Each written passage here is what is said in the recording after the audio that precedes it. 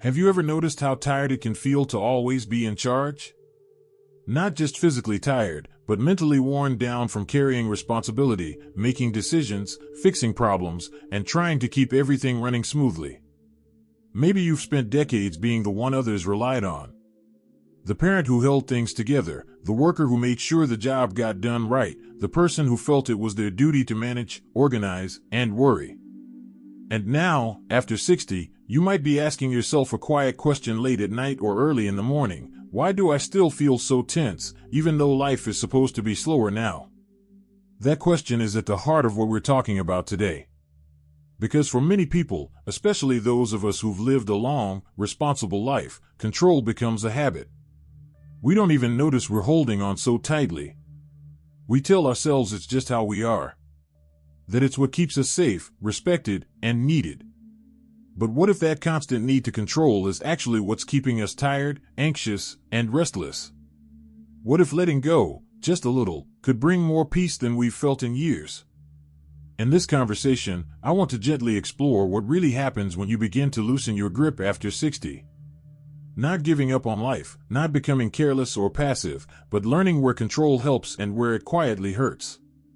We'll talk about why letting go can feel scary at first, why it often feels tied to our identity, and how releasing it step by step can open the door to calm, clarity, and even joy.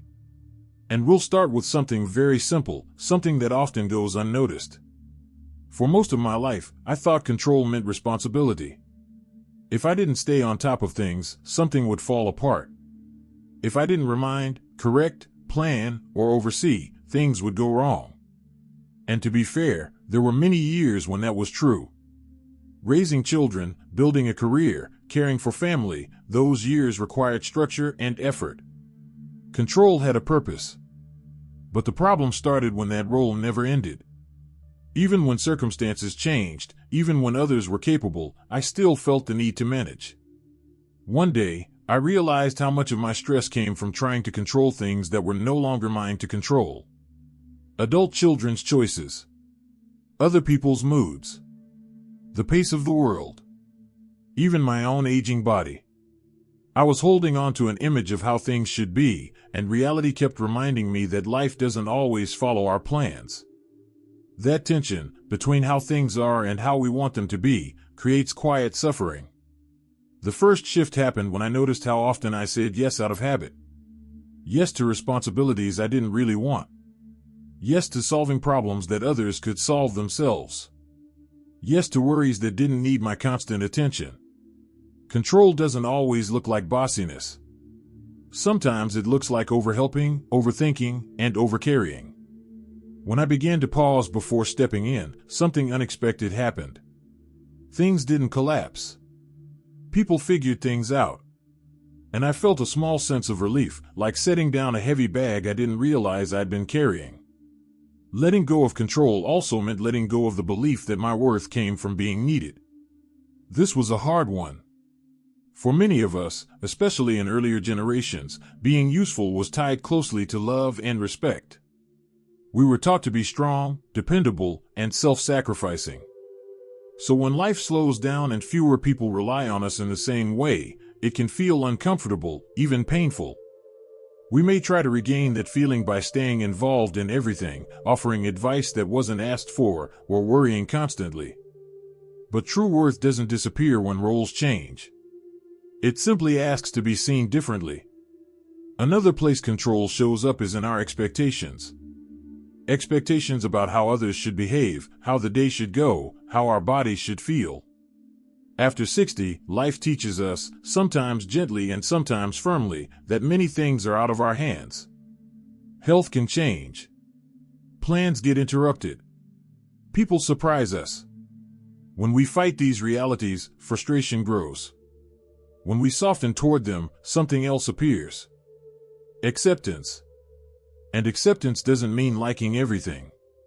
It means meeting life as it is, without constantly resisting it.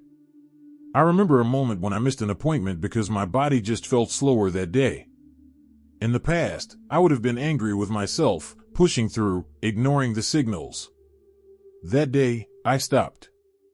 I rested. I let the schedule bend instead of forcing myself to bend. Nothing terrible happened. In fact, I felt better the next day. That small act of letting go taught me that control over our bodies has limits, and honoring those limits is an act of wisdom, not weakness. As you start to notice these patterns, you may feel a mix of emotions. Relief, yes, but also fear. If I let go, who am I? If I stop managing everything, what's left? These questions are natural. Control often gives us a sense of identity. Releasing it can feel like stepping into unfamiliar territory. But that space is where something new begins to grow. When you stop trying to control every outcome, you create room for presence.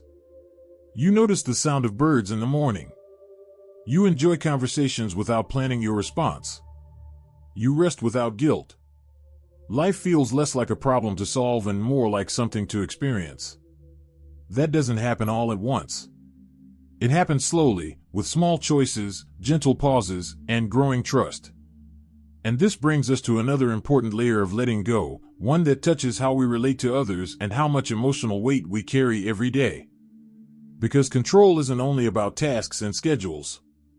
It's also about people, and learning to release that grip can change relationships in ways you might not expect. And feel that these insights are meaningful. Please type number 2 in the comments to let me know you're still with me. And if you haven't subscribed yet, I warmly invite you to do so, and don't forget to turn on the bell, so you won't miss any of our upcoming videos designed to uplift, inform, and inspire. Your support truly means a lot. It's what keeps us going and allows us to continue sharing thoughtful, helpful content just for you. Now, let's continue this journey together. As you loosen your grip on control, something interesting starts to happen in everyday moments. Situations that once would have raised your blood pressure begin to feel less personal. A late arrival, a changed plan, someone doing things their own way instead of yours, these moments still happen, but they don't land as heavily. You start to see them for what they are, parts of life moving on their own rhythm, not tests of your patience or reflections of your worth. I remember a time when I felt responsible for keeping everything running smoothly. Family gatherings, appointments, routines, even other people's moods. If something went off track, I felt it was my job to fix it. And if I couldn't fix it, I carried that tension inside me. After 60, that kind of constant vigilance becomes exhausting. Letting go of control wasn't about becoming careless. It was about recognizing what was never truly in my hands to begin with. One of the first areas where this showed up was in my relationships. I used to think love meant managing, reminding, advising, and sometimes worrying endlessly about the people I cared about. Adult children, grandchildren, friends, even neighbors. I wanted them to make good choices, avoid pain, and live well. All of that came from a good place. But over time, I realized that my need to guide often felt like pressure to them. When I stepped back and trusted that they could handle their own lives, our conversations changed. There was less tension, more laughter, and a sense of mutual respect that felt new and refreshing. Letting go of control also changed how I handled uncertainty. Aging brings more unknowns about health, energy, finances, and the future in general. I used to lie awake at night running through every possible scenario, trying to plan for things that might never happen. The truth is, that kind of mental planning doesn't bring safety. It brings anxiety. When I began to accept that I don't need all the answers right now, sleep came easier. My mind learned to rest instead of staying on guard. There's a quiet strength in saying, I'll handle what comes when it comes. That doesn't mean ignoring reality or being unprepared. It means trusting your ability to adapt. And after decades of living, adapting is something you've done many times already. You've faced loss, change, surprises, and challenges. Letting go of control is really about remembering that you are more resilient than you give yourself credit for. Another place where control quietly loosens is in how you see yourself. For much of life, we define ourselves by roles. Worker, parent, provider, problem solver. After 60, many of those roles shift or fade. At first, that can feel unsettling, like you're losing your footing. But when you stop trying to hold onto an old identity, something gentler takes its place. You begin to live more from who you are, not what you do. You allow yourself to enjoy moments without feeling the need to be productive or useful all the time. I noticed this during simple days at home. Instead of pushing myself to stay busy, I allowed quiet moments to exist. Sitting by a window, taking a slow walk, listening to music without multitasking. At first, it felt strange, almost like I was being lazy. But that feeling passed. In its place came a sense of contentment I hadn't felt in years. Letting go of control over how every minute should be used gave me back a feeling of spaciousness. You may also find that your body responds when you stop trying to control everything. Tension eases. Breathing deepens. Even small aches feel less intense when you're not constantly bracing against life. Stress often comes from resistance, from wishing things were different than they are. When you soften that resistance, your body follows. There's also freedom in allowing others to see you as you are now, not as who you used to be or think you should be. You don't have to keep up appearances. You don't have to explain every choice. You don't have to meet expectations that no longer fit your life. Letting go of control over how you're perceived can be deeply liberating. It allows you to show up honestly, without armor.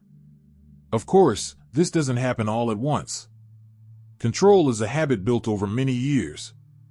You may still notice moments when you tighten up, when you want to step in, fix, or manage. That's okay. Awareness is the first step. Each time you choose to pause instead of react, to trust instead of worry, you're practicing a new way of living. What surprised me most was how much joy returned when control loosened. Joy doesn't like tight spaces. It needs room to breathe. When you're constantly managing outcomes, there's little space left for delight. But when you allow life to unfold, small pleasures stand out again. A conversation that flows naturally. A change of plans that leads to something unexpected. A quiet afternoon that feels complete just as it is. Letting go of control after 60 isn't about giving up on life. It's about finally allowing yourself to live it without constant pressure. It's about choosing peace over perfection, trust over fear, and presence over worry. And as this way of being settles in, it gently opens the door to something even deeper, a new understanding of freedom, acceptance, and what it truly means to feel at ease in your own life. As you move further into this way of living, something gentle but powerful begins to settle in. It's the realization that letting go of control doesn't mean letting go of yourself. In fact, it often means finally coming home to who you really are. For many of us, control was a survival skill. We learned early that if we stayed on top of things, if we planned carefully, if we anticipated every problem, then life would feel safer.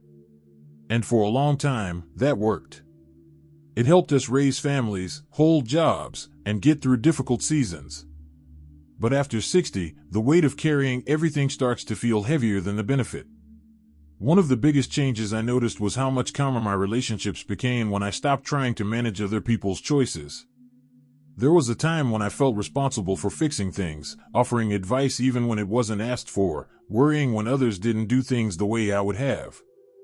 I told myself it was love, and part of it was. But part of it was also fear. Fear that if I didn't step in, something would go wrong. When I finally loosened that grip, something surprising happened. People didn't fall apart. Life didn't collapse. And I felt an incredible sense of relief. Letting go of control also softened my expectations. I stopped demanding that days go a certain way or that people behave a certain way for me to feel okay. When plans changed, I no longer felt that tight knot in my stomach. When someone disagreed with me, I didn't feel the same urge to convince them. I learned that flexibility brings peace, while rigidity brings tension. This doesn't mean I stopped caring. It means I stopped suffering over things I couldn't control anyway. Another quiet gift of releasing control is the way it changes how you experience time. When you're always trying to manage outcomes, your mind is either stuck in the past or racing into the future. You replay what should have happened or worry about what might happen next. When you let go, even a little, you start to live more in the present. A simple afternoon feels richer. A conversation feels deeper. You notice the warmth of sunlight, the sound of birds, the comfort of familiar routines. Life slows down in the best possible way. There's also a deep sense of trust that begins to grow. Trust in yourself, in others, and in life itself. You start to believe that you can handle whatever comes, even if it's not what you planned. That trust doesn't make you careless. It makes you resilient. You're no longer bracing for impact all the time. You're responding as life unfolds, with steadiness instead of fear. I found that letting go of control helped me be kinder to myself as well. For years, I held myself to impossible standards. I felt guilty when I rested. I criticized myself for mistakes I made decades ago. Control turned inward can be just as exhausting as control turned outward. When I allowed myself to be human, imperfect, and still worthy of peace, a lot of that inner tension faded. I spoke to myself more gently. I forgave myself more easily. That inner kindness made every day feel lighter. Health plays a role here too. Stress from constant control shows up in the body. Tight muscles, shallow breathing, restless sleep. As I relaxed my need to manage everything, my body responded. I slept better. My breathing deepened. Even my appetite changed. It's remarkable how the body knows when the mind finally lets go. Letting go of control doesn't mean you stop making choices. It means you stop forcing outcomes. You still set boundaries. You still care about what matters. But you release the idea that everything must go your way for you to be okay. That shift alone creates space for joy to return, often in quiet and unexpected forms. If you're listening and wondering how to begin, start small. Let one thing go today. Don't correct someone. Don't worry about something that hasn't happened yet. Don't rush a moment that doesn't need rushing. Notice how your body feels when you do that. That feeling is your guide. Peace often whispers before it speaks loudly. You may also notice that when you let go, others feel it too. They relax around you. Conversations feel easier. There's less pressure in the room. Your presence becomes calming, not because you're trying to be, but because you're no longer carrying unnecessary weight. This stage of life offers a beautiful opportunity. You've already proven your strength. You've already done the hard work. Now you get to choose ease where you once chose effort. You get to choose trust where you once chose control. And that choice can transform how these years feel from the inside out. If any of this resonates with you, I'd love to hear about it. Have you noticed what happens when you loosen your grip, even just a little? Share your thoughts or experiences in the comments. Your story might be exactly what someone else needs to hear. If you found comfort or clarity here, please give the video a like and consider subscribing to the channel. We spend time together talking about these quieter, deeper shifts that make life after 60 not just manageable, but meaningful. Thank you for being here with me. Remember, you don't have to control life to live it well. Sometimes the greatest freedom comes from trusting that you are enough, just as you are, right where you are. Here's to softer days, calmer hearts, and a life that feels lighter with every breath.